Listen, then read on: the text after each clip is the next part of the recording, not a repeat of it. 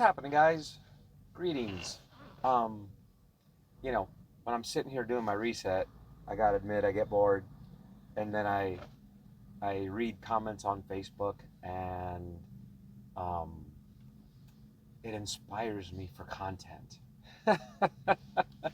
um, I have all these ideas of things that I think I can share and help some, um, and some people might think I'm full of it. Whatever. Um, I've been around the block a few times, as you can see from the grays. Um, and you'll have to excuse my hair. I've been on the road here for a bit, and I'm due for a haircut. Last time I got home, it was the holidays, and so I didn't want to spend time away from the family to go try and get my haircut. I just wanted to hang out with the family. Anyway, so the topic, it always comes up, especially in the Hotshot groups. Um, and I've touched on it numerous times. Your your expense trying to operate a pickup truck, even if it's, especially if it's an F450, F550 type vehicle, to do bigger, heavier loads. I have another video where I kind of explain how the semi trucks aren't as expensive as you might think. But here's an explanation from a different standpoint. So, and it has to do with fuel consumption and longevity. Okay, that's kind of what the focus here is going to be. So, pickup trucks are running in reverse when it comes to the technology and how they're going about accomplishing these tow ratings. And right about now, half of you are clicking away because you think I'm wrong and I'm full of it. Um, but here goes. Back in 96, actually 90, yeah, I think it was 96, 94, 95, somewhere in there. In the mid 90s, I worked for a company, and I had started with this company at the age of 18. They were a smaller operation. I was like the fourth employee that worked outside. In other words, I was the fourth employee that didn't work in the office. And I became one of the drivers. I became one of the rig drivers. And, I run small businesses now. And so I understand the owner went out and bought used trucks. And so when he went out and bought used trucks, in fact, the first rig had a 3406B Caterpillar, 4.25 horse. It might have even been a 400 horse. Couldn't really tell back then because it was mechanical. And if someone opened up the pump and changed a spring, moved a wedge, it was a 4.25 instead of a 4. Anyway, the truck had a 13-speed open exhaust, which I kind of liked. It had twin stacks, no mufflers, 13 speed and 410 gear ratios on 11 R24 fives. Um, Old school technology. In fact, this was in the late 80s, early 90s, and the truck was a 1979. Might have been an 80. Anyway, no sense spending a whole lot of time there. But point being, it had leaf spring suspension, front and rear. It had a mechanical engine, 400 horse. It had a 13 speed. It had mechanical or leaf spring suspension on the rear, and it used 410 gear ratios. It developed most of its um, thrust to move effectively down the highway by gear ratios. And so when we went to buy our first new truck, it was like in the 90s, and by then the 3406E had come out. Basically, it was an electronically controlled motor. Caterpillar marketed that as their power on command. Basically, you didn't have to keep the RPMs up and keep your foot in it to keep boost going so you could have power. The thing built boost almost instantaneously. That was what they advertised. Anyway, so we ordered that with the heavy duty 13 speed, single overdrive. In other words, um, what you would call eighth was actually a direct drive, and then when you split eighth, it was an over. Some transmissions, 8 is an over, and then over is a double over. So that was our spec, and the the salesman tried really hard to talk us out of gearing it the way we wanted to. We had originally told them we wanted 410s, and they were like, "You don't need that. Don't do that. You're just going to burn more fuel." And the owner kept coming to us saying, "Hey guys, do we really think we need this much gear ratio?" And so as drivers, we told them, "Man, unless you're gonna get us a 500 horse version of it, yes, we want those gears." And the owner's like, "Well, if we do 500 horse, cat cuts back some of your warranty." So the warranty, the way it stood then, if we took the 435 spec with 1,800 foot-pounds of torque, what you would get is at 500,000 miles, you take it back to Caterpillar, they do rods and mains, they adjust the rack, they put all new injectors in it, and they would extend your warranty to 1,000,000 miles. That's what the owner was after. So we stayed with the 435 spec, and the salesman was trying really, really hard to convince us to go to 355 gears. And we had already done the low pro 22s, so that was going to give us more gear ratio, lower gearing, effective anyways. Basically, it was going to raise our RPM, right, compared to speed. And so we kind of ended up splitting it. We went with the 477 gear in it. I'm sorry, 377. I misspoke. So we went with 377s, a 435 horse spec, and a heavy duty 13 speed. So bought that truck, and the thing was an animal. It worked great. I mean, compared to some of today's trucks with 600 horse and 2020 or 2050 torque and 18 speeds, doesn't compare to that. But our work was local. You know, our trips were within Southern California. We delivered scissor lifts, forklifts, booms. We very rarely went over 80,000 pounds, and we didn't get on the highway and go long haul. So it was a good spec for us. So as time progressed, they started talking the owner out of doing 13 speeds. They convinced him, "Hey, these things make so much torque, you don't need a 13 speed." So he bought some 10 speeds with 355 gears, and believe it or not, they did really, really well. They pulled effectively. Now the older truck with the 377s and the cat still outperformed the 10 speeds. There's no avoiding that. But they did really, really well. They moved all the same weight, but what we quickly noticed was fuel consumption. Over the course of a year, the newer trucks were saving a lot of fuel. And then when Cat decided they were going to get out of the over the road game, they switched over to Detroit's, and then they really noticed a fuel savings. Detroit's, fuel management system's different. Obviously, they don't make the same amount of torque, and that's kind of not what this discussion's about. I'm not trying to say Cat versus Detroit, because I have my opinion. You're not going to convince me that Detroit will outpull that old Cat. That truck was a workhorse. And I'm not saying Detroits aren't bad, because I own some of those. In fact, I still own a couple of them. They're good little motors. So, getting back to the pickup truck, what do we have now with modern day pickup trucks? Here's kind of what I'm getting at. Guys that are in Hotshots, that are progressing out of, I got a single rear wheel 1-ton and I have a non-CDL, I want to step that up.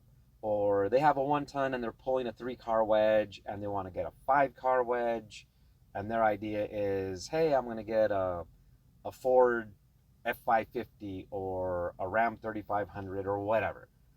Here's what you need to really think about.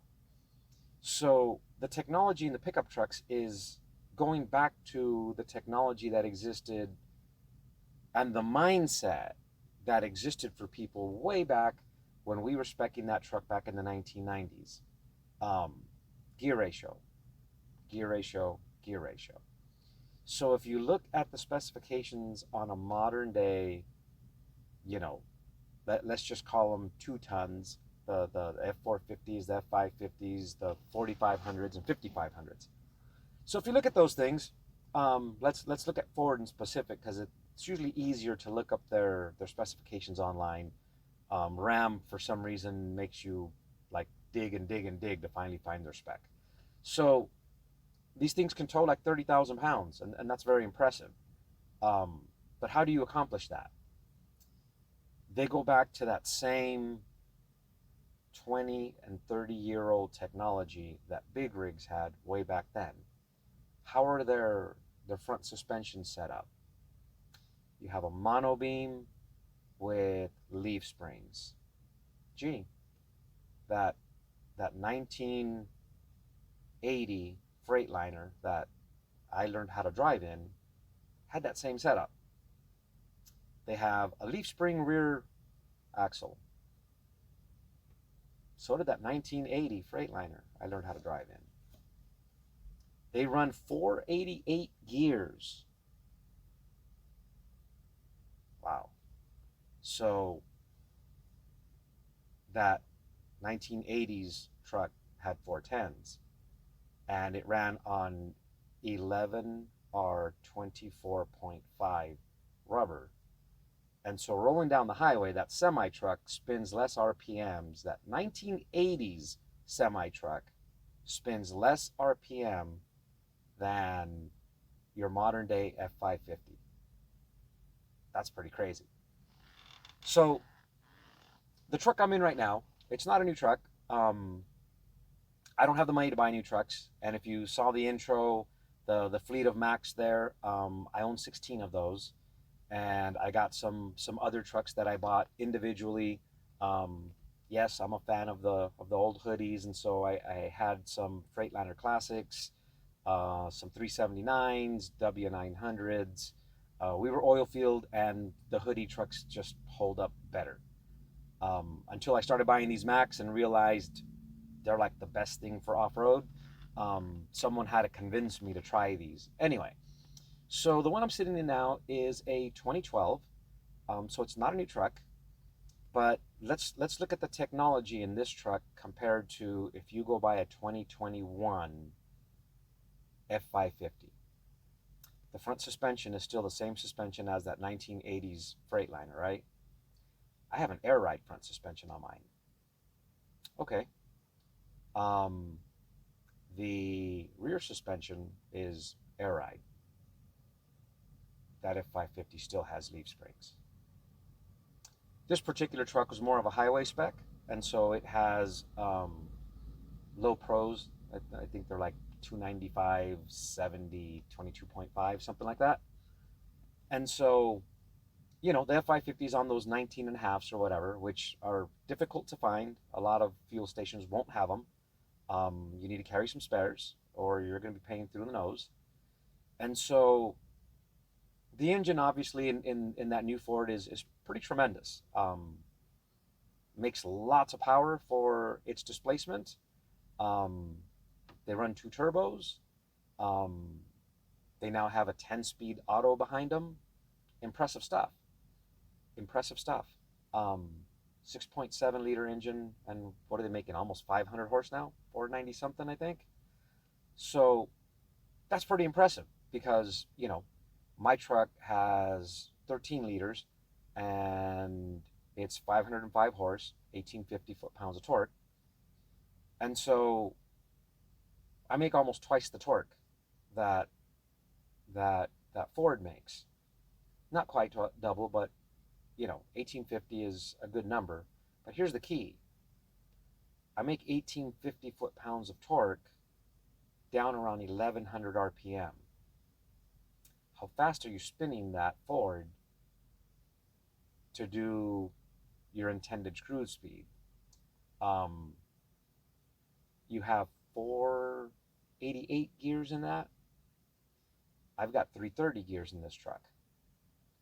My 13 speed is a double over, which means my last two gears are overdrive ratios. So 12th and 13th are overdrives. The closest thing to direct I have is actually 11th, and it's a little bit of an underdrive. It's not a straight 1-to-1. But nonetheless, so when I do 70, it's not my most fuel efficient speed. My RPM is kind of a little bit out of its comfort zone. So at 70 miles an hour, I'm turning 1375 RPM. Check your cruise speed and see how fast you're spinning your engine. I'm spinning 1375. If I slow my roll and I got enough time, like if I'm doing a 500-mile load and I got a day to get there, basically a 24-hour period, I slow down to 65. And so 65 brings me down closer to 1200 RPM, which is putting me closer to the bottom of my torque curve. And that's where you're more fuel efficient. So newer trucks than this, now remember, I'm a poor Mexican. I buy these things cash. I've been in debt before, and the economy crashed on me, and I didn't like it. So if I can't afford to buy something cash, I don't buy it. Vehicles, support vehicles, pickup trucks and stuff like that for the field, I go finance in my personal name and I get 0% interest, and so cool. But other than that, I do the we save up money, and if we have money, we buy it, and if we don't have money, we keep working with what we got. So my truck's older, 2012. I think this one's a 12. I got 11, 12s, and 13s in the fleet. I think this one's a 12. So the newer ones, both by Mack, it's a Volvo engine, and Freightliner, they're both doing the same thing. They're doing something called turbo compounding, which kind of dumb. It's a turbo that's mechanically connected to the gear drivetrain. And to the best of my understanding is the secondary turbo has actually a gear that connects to the timing gear on the engine, and it pushes directly on the crankshaft to move power from boost directly to the crank. And so I'm not sure I believe in the technology yet. I've heard a lot of people have troubles with them, but what that really allows you to do is to make torque way, way lower in the gear ratio, in the power band, excuse me. So newer trucks, your Freightliners, your Volvos, and some of the newer Macks, again, Mack and Volvo share the same engine. So these engines are now comfortable under load, making full torque below 1,000 RPM. Let me say that again, because it's pretty incredible. Below 1,000 RPM, these trucks are comfortable under full load. So what they've done is they've gone to even more aggressive gear ratios. I know Volvo and Mack want to put you in an automatic when you go there. I'm pretty sure it's because they think drivers are going to screw the transmission up. As it is, even with 330 gears in this truck, I tend to use low more often than most drivers because I can feel the engine twisting the frame. The higher gear ratio in the rear end means I use a lower gear in the transmission to give me the same effective revolution per minute per mile to gain back some of that torque. And so these modern day trucks, they've been running 280s since the 90s, okay? I owned a Freightliner that had a 280 gear ratio. It was a 10-speed, but your final drive on the 10-speed was a direct drive. And what they said they were doing is they were slowing down the drive shaft speed. I get it. The truck was very fuel efficient. But now they're talking about gear ratios in the ones. I've been following a group, and there's guys that are getting 2021s with 190 gear ratios. These guys are talking about they're cruising 75 miles an hour doing 1100 RPM and getting 10.5 miles per gallon. Anyway, so getting back to the pickup truck thing, um, you think you have a marvel of modern technology because you went out and bought a 2020 or a 2021 F150, and yes, to you it feels like it has an ungodly amount of torque. Understand that what they've done to you is they've ratioed you gear ratio wise in a way that for you to be in a comfortable cruise speed where that engine's fuel efficient, you have to be doing like 45 miles an hour. If you've driven it under load, I'm pretty sure you've noticed it quits shifting at a certain point because it's in its last gear, and the rest of it is you're just running that gear out. And I'm curious how fast you guys are spinning that engine. Um, I haven't driven a modern day Ford with that kind of gear ratio, but I'm really curious how fast you're spinning that engine. Keep in mind, I'm like in the 1300s on mine. So do that math. I'm in the 1300s. I have a 13-liter engine. You have a 6.7. So if you take that 6.7 times 2, you're displacing as much as I am if you're spinning that engine twice as fast.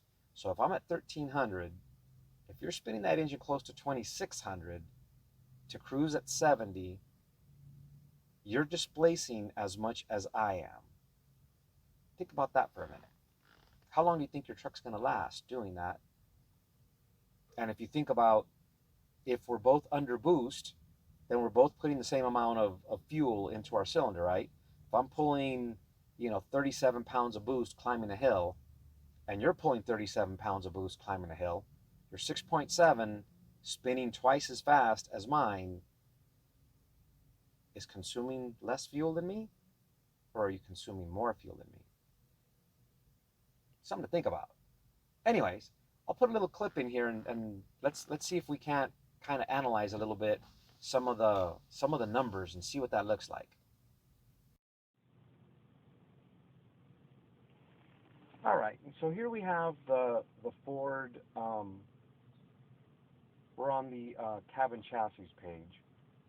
So if we look at the Power Stroke, it's rated at 330 horsepower at 2600 RPM. And then your torque is 825 at 2000 RPM.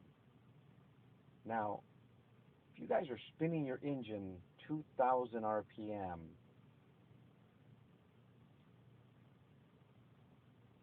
if you're spinning that engine at 2000 RPM, you're not cruising.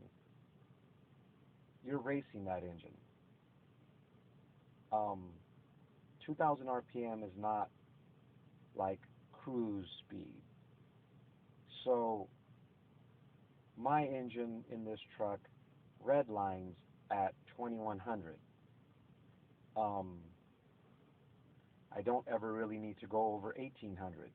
It doesn't make more horsepower or more torque in that range. Its torque peaks out like at 1600 RPM. And so I shouldn't cruise anything higher than that. In fact, I don't cruise over 1400 RPM. So think about that as you're driving down the highway and your engine's making a ton of boost because there's a load on it. If you're up in that 2000 RPM range or higher, you're wasting your engine. Your maximum torque is much below that. You're not saving fuel, and you just need to slow down. And so, see if we can find the tow capacities on this thing real quick.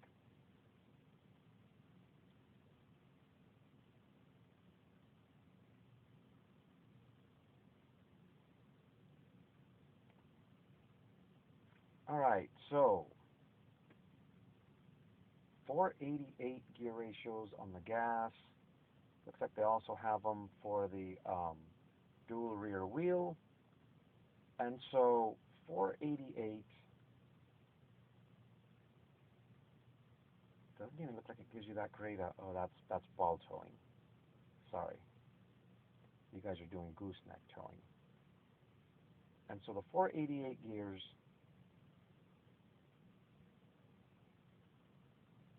really only give you like a 30,000 pound tow capacity. 34, excuse me. And actually that's the F600, which I believe is an F550 with a payload package. Anyway, so just think about that for a minute. 488 gears. I'm curious how fast you guys are spinning your engine to cruise at highway speed. You're probably way outside of your torque band. You're probably in your horsepower band, which is a mistake. Do a little research. Google search, YouTube search. You don't want to be between your horsepower peak and your torque peak. You want to be on the lower end of your torque rise. Maybe even just shy of your torque peak. Unless they flattened it out because they governed it and they governed it flat, you want to be down lower.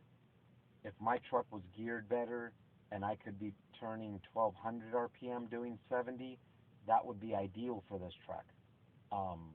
I didn't order it brand new, so I kind of got what I got. But I think you guys trying to run these F550s with 488 gears, if you're spinning more than 2000 RPM to hit your cruise speed, you're gonna get big rig like fuel efficiency. And for what you spent and how little it's gonna last, you're better off in a big rig. You're wasting a ton of money buying that vehicle.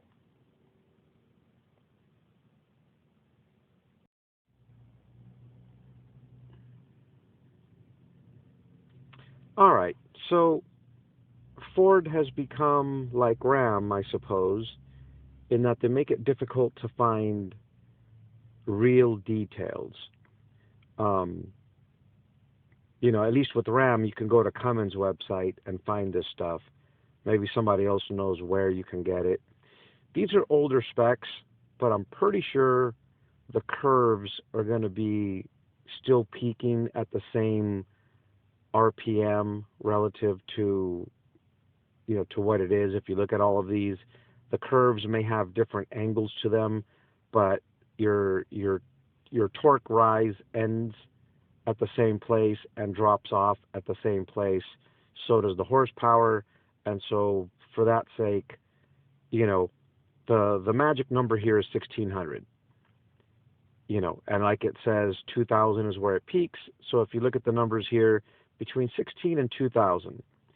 And so a power-based gear ratio would be cruising at 2000, and an economy-based gear ratio would be cruising at 1600 RPM. And that will repeat itself, even if the engine application is different. In this chart, it's the same between 16 and 2000, and then in this one between 16 and 2000. It repeats itself, okay? And so I'm pretty comfortable with the idea that the newer ones probably still have the same peaks in the same RPM range. What will be different is how high the peaks are relative to what they did with that year's tuning. And so from 1600 to 2000 is where you want to cruise. If you're in that range between 2000 and looks like 2800 where the horsepower peaks, you're wasting a ton of fuel. Anything in between that is a waste of money, a waste of time, and bigger trucking companies would go bankrupt if they did this.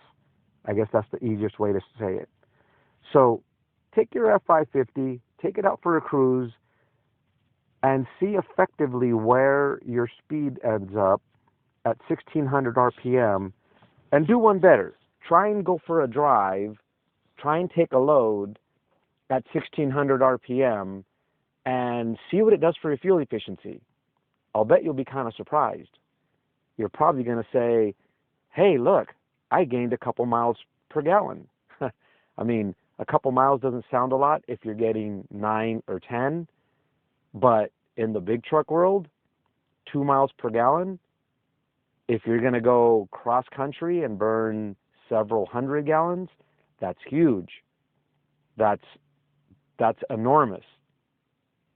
Anyway, I hope my little dissection of what these pickup trucks are helps people. Hopefully, it'll help make better informed decisions. I really don't believe in the idea of using something like an F550 to go cross country doing hot shots. An F550 is for a contractor that's going to move his backhoe, 50 miles to a construction site, and then the pickup truck will be parked all day while the backhoe earns the money. I don't believe these trucks are intended to run, 500 miles a day, 5 days a week. I just don't think that's what they're made for. Anyways, thanks for watching.